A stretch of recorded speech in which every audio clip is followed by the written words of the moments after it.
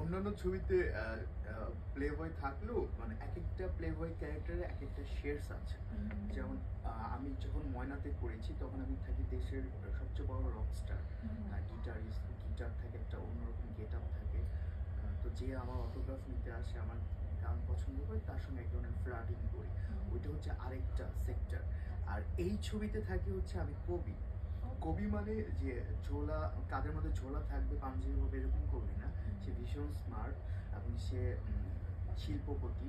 করোনায় তার ব্যবসায় একটা ধস নামছে, কিন্তু সে প্রতিদিন ফেসবুকে 2-4 লাইন প্রেমের কবিতার পংক্তি লেখে। মানে অন্তত 2-3টা করে লাইন লিখতে হবে তার ফেসবুকে, এবং যখন যেখানে যায় কোনো সুন্দরী মেয়ে দেখলে সে যেচে বলে, আপনি কি আমার কবিতাটা পড়ছিলেন ফেসবুকে? হ্যাঁ, আমাদের সিনেমাতে ওনার সাথে আমার একটা